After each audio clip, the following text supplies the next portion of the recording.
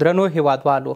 د افغانستان برښنا شرکت رهبرۍ خپل د ژمنې مطابق چې د هیوادوالو سره کړې وه چې د برښنا په برخه کې به وخت پر وخت دوی ته مهمې پروژې تر لاس لاندې نیسي او تر کار لاندې بې نسي هغه به افتتاح کوي تر څو موږ وکولی سو د داخلي منابعو پر مټ باندې د برښنا په تولید کې یوه اندازه زیاتوالی راولو. نن د افغانستان برښنا شرکت د رسنیو په مرکز کې د 42 میلیونه امریکایي ډالرو په لګښت باندې دوې مختلفې پروژې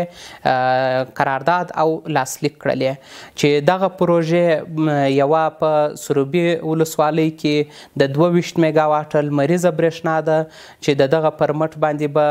موږ وکولی سو په داخلي منابعو کې د 22 میګاواټه لمریزه برښنا تولید کچه زیاته کړو او دغه پروژه به د یو کال په اوږدو کې بشپړه کیږي. د دوو شرکتونو سره د دې پروژې تړون لاسلیک سو چې یو 80 کمپنۍ ده او بل زولرستان په نوم باندې کمپنۍ ده.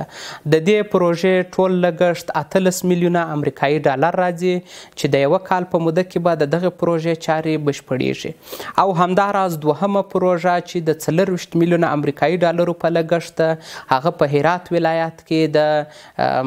پل هاشمي په نوم سب سټیشن دی چې د هغه سب سټیشن جوړونه ده او همداراز 220 کیلو ولټ لین دی د نورالجهاد سب سټیشن څخه تر پل هاشمي سب سټیشن پورې او د دې ترڅنګ د دوو سیارو سب سټیشنونو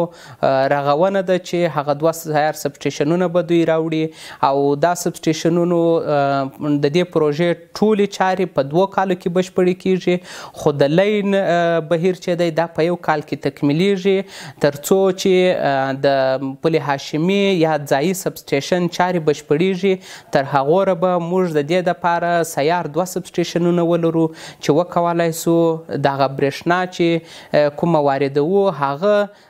پکښې کې جذب کړی سو چې تر هغه وروسته به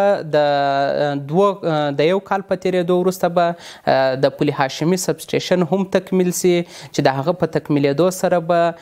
لین د نورالجهاد سب سټیشن ده چې کوم په سیارو سب سټیشنونو کې ځای پر ځای سوی و هغه به د پل هاشمي سب سټیشن ته انتقال سي او د انتقالېدو وروسته به سیار سب سټیشنونه برښنا شرکت چې په هر هغه ځای کې ورته اړتیا ولري په هغه ځای کې به د دې څخه استفاده کوي.